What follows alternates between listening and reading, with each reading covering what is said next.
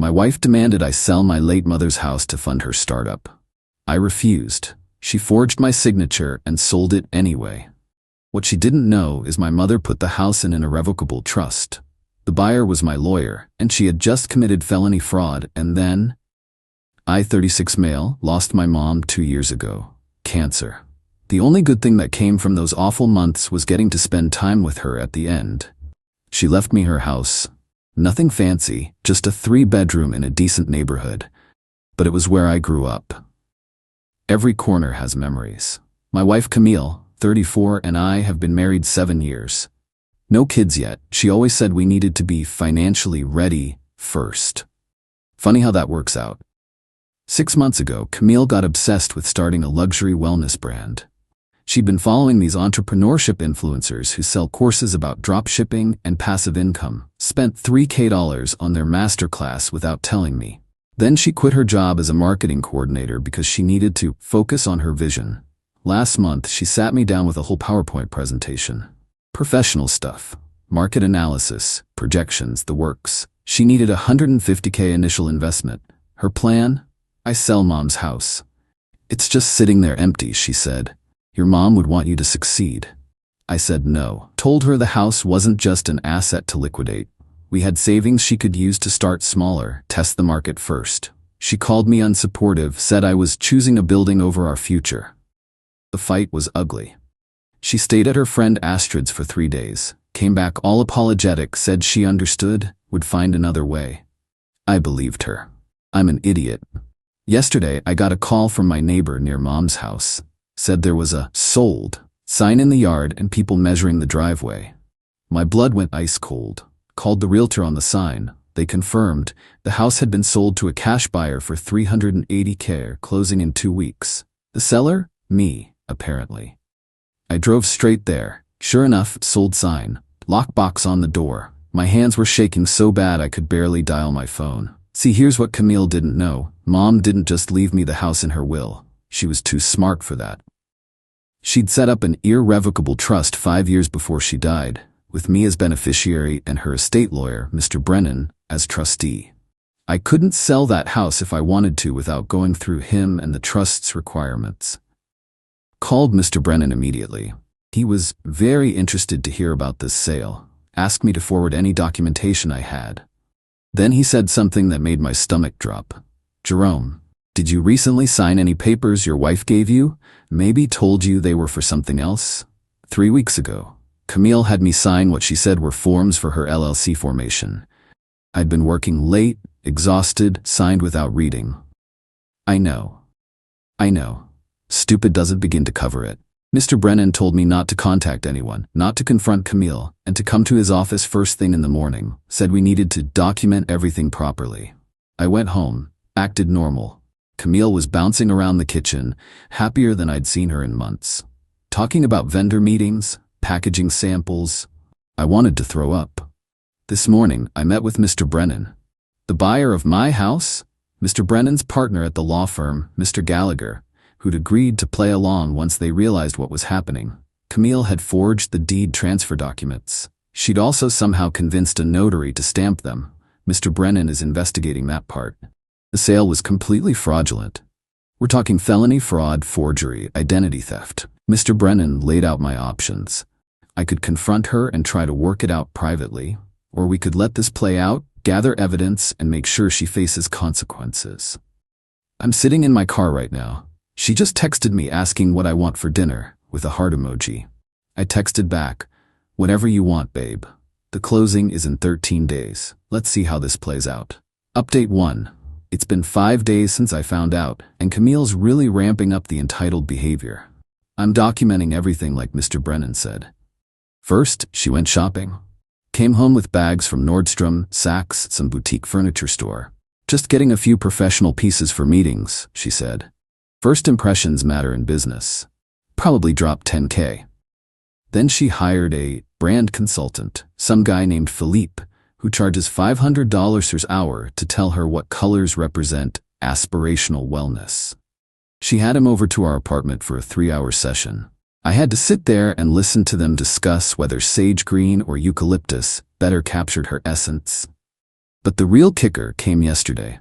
She called a family meeting, had both our families on Zoom, her parents, her brother Dominic, my dad, my sister Eloise, announced that we were taking the next step in our journey. Jerome and I are liquidating some assets to fund my business, she said, all professional. We're so grateful for your support. My dad, who loved my mom deeply even after their divorce, asked, what assets? Camille, smooth as silk. Just some properties that aren't generating income. Better to invest in our future. I sat there, silent. Eloise was staring at me through the screen, confused. She knew exactly what properties we had. Just Mom's house. I gave her a tiny headshake. Not now. After the call, Camille was glowing. Your family seemed supportive. Yeah, I said. They did. She's also started spending money we don't have yet. Put deposits down on a $30 business course, mentorship, a co-working space membership, $800 per month, a Tesla Model X for business meetings, some AI software suite that's $2K a month. She showed me the Tesla paperwork proudly. Delivery in 3 weeks, just after closing. Here's the psycho part. She's keeping a spreadsheet of how she'll pay me back. Has this whole repayment plan mapped out, based on her projected revenues, like she's being responsible about spending my dead mother's house money that she stole. Mr. Brennan, meanwhile, has been busy. Found the notary, goes by Rita, works out of a strip mall. She's already flipped on Camille, admitted she never actually saw me sign anything. Camille paid her $500 cash to stamp documents without proper verification. Rita's looking at losing her commission in criminal charges, so she's singing like a canary. We also have the digital trail. Camille used her laptop to edit the documents. Metadata shows her username and timestamps. She researched how to forge signatures on Google, actually bookmarked a YouTube tutorial. She practiced my signature about 100 times on a legal pad, found it in her desk drawer at home when she was out. But Mr. Brennan wants more. We need her to complete the crime, he said. Attempted fraud is one thing, completed fraud is another. So we're waiting. Mr. Gallagher is playing the eager buyer, already transferred the earnest money to an escrow account, actually just moved it to another account at the firm. Camille thinks she's getting $380 in 8 days. Last night, she was looking at commercial real estate listings for her flagship wellness center. Found a spot downtown, only $15 a month. We could put the lease in the company name, she told me. Build business credit. Smart thinking, I said. I'm not sleeping, can barely eat, but I'm seeing this through. Update 2. The entitlement has reached astronomical levels. 3 days until the closing, and Camille's gone full monster. Started with her quitting her friend Thalia's wedding party because, quote, I can't be associated with such small-minded people anymore. Thalia's crime? Suggesting Camille was moving too fast with her business. Then she called my sister Eloise, told her we were planning to renovate Mom's house into a wellness retreat, and would she like to invest? Get in on the ground floor? Eloise called me immediately, panicking about Mom's house. I had to talk her down, promise everything was under control without giving anything away. The audacity of trying to scam my sister with my mother's house. 2 days ago, she fired our cleaning lady, Lucia, who's been helping us for 3 years. Why? Successful people have executive assistants, not maids. She actually said that to Lucia's face. Lucia, who sends half her paycheck to her family overseas. I Venmo'd Lucia 3 months' pay and apologies. But yesterday was something else. Camille's parents, Walter and Diane, came over. They're decent people, teachers, both of them. Worked their whole lives. Camille sat them down and explained how they should refinance their house to invest in her business.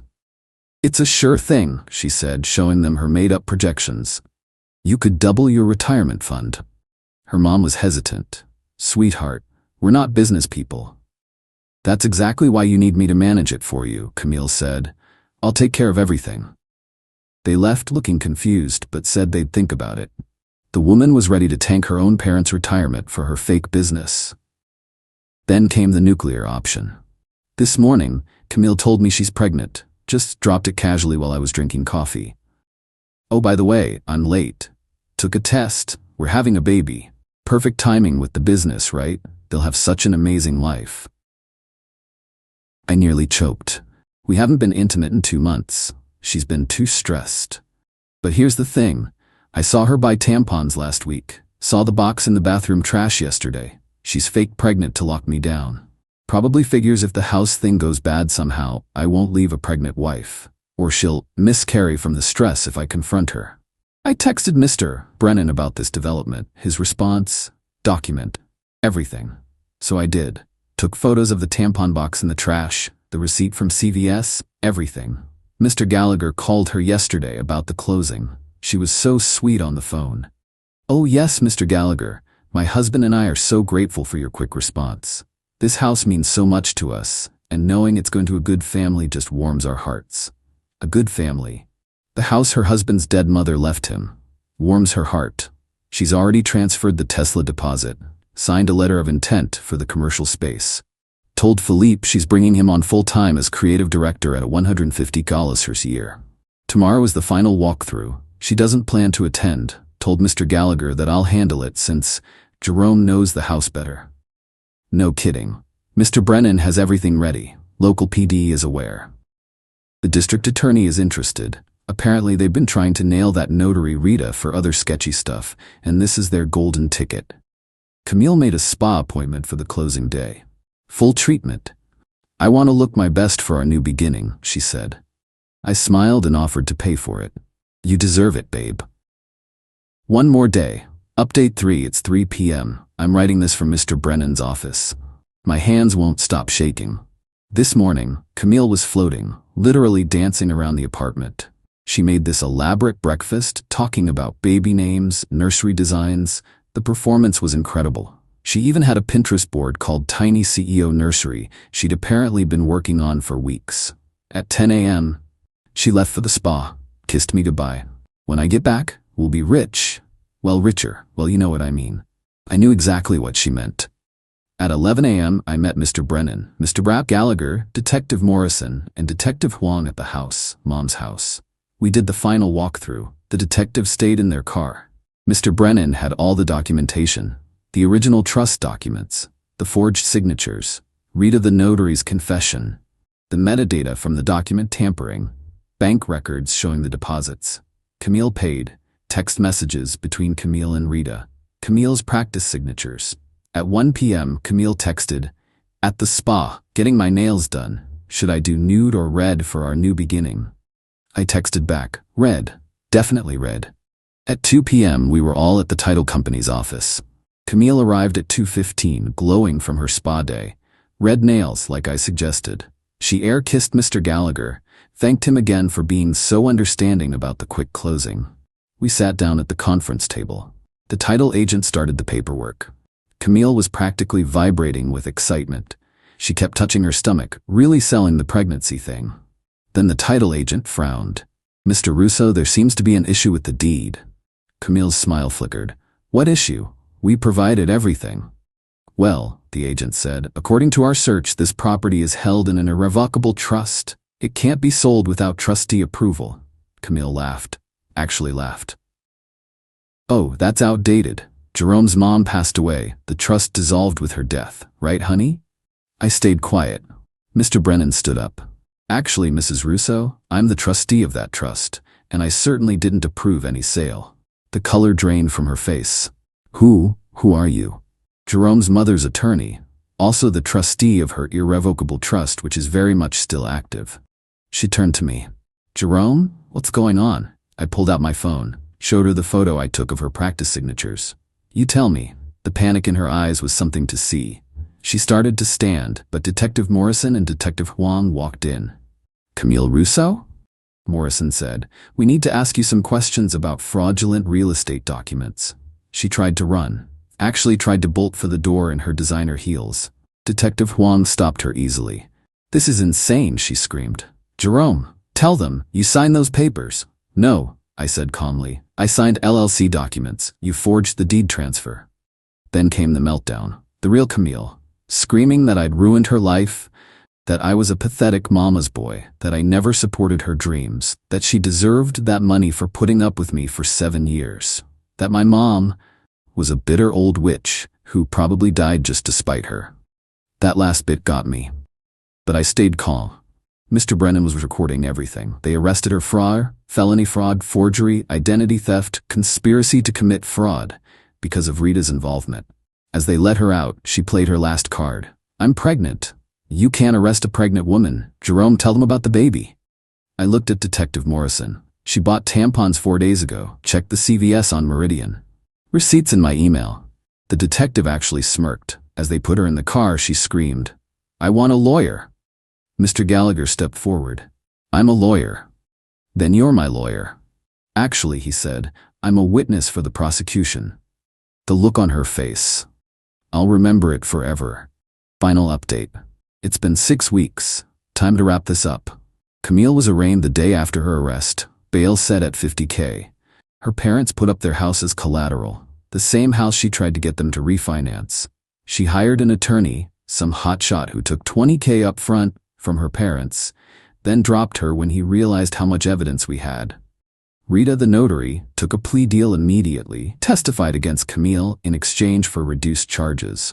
She lost her notary license, got 2 years probation. Camille tried everything, claimed I gave her verbal permission to sell, said she had power of attorney, no documentation, insisted she was pregnant and I was causing a miscarriage, said I was abusive and she was scared to ask permission, claimed mental illness from entrepreneur stress.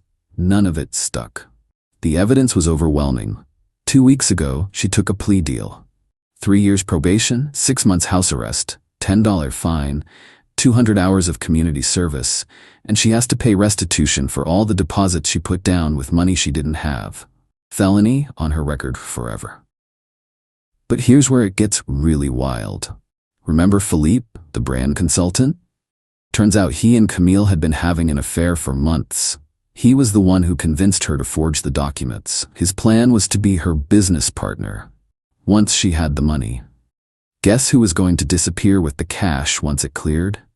Dominic, her brother, found their texts on her laptop when he was helping her parents clean out our apartment. Hundreds of messages about their future together, how stupid I was, how they'd run the business from Europe. Philippe was already looking at apartments in Switzerland. When Camille found out Philippe sold her out to save himself, she lost it. Violated her plea agreement by harassing him, got caught, and now might serve actual jail time. The divorce was uncontested. She got nothing. Judge saw the fraud conviction and basically laughed her attorney out of court. She tried to claim alimony. Judge reminded her she's lucky I'm not suing for emotional distress. Her parents won't speak to her. They nearly lost their house because of her bail. Dominic told me she's living in some studio apartment, working as a receptionist at a gym. No more entrepreneurship influencers, no more luxury wellness dreams. The best part? Remember Thalia, whose wedding party she quit? Thalia started an actual wellness business last month. It's doing great. She posts about it on Instagram, where Camille can see it. Petty? Maybe. Karma? Definitely. Mom's house is safe, still in the trust, still mine to visit when I need to feel close to her. I'm in therapy, dealing with the betrayal. It's hard, 7 years of my life with someone who could do this. But last week, I went to Mom's house, sat in her garden. The roses she planted are blooming. There's peace there, quiet, no lies, no schemes, just memories of someone who actually loved me. Eloise came by with Dad. We had coffee in Mom's kitchen, told stories about her. Dad cried a little. She'd be proud of you, he said. She always worried Camille wasn't right for you. Mothers know. Yeah, they do. I'm doing okay. Getting better every day. Learned some expensive lessons about trust and verification, about seeing people for who they are, not who you want them to be. Oh, and Lucia? Our former cleaning lady? I helped her start her own cleaning business. She's got 5 employees now. Sends me pictures of her kids in their school uniforms, huge smiles, says she prays for me every Sunday. That's worth more than any wellness empire. To anyone reading this, trust your gut, document everything, and never ever sign anything without reading it, even if, especially if, it's from someone you love. Thanks for following along. Time to move forward. P.S. Mr. Brennan framed the forged deed in his office right next to his law degree. He calls it the most expensive piece of art he owns. Makes me laugh every time I see it.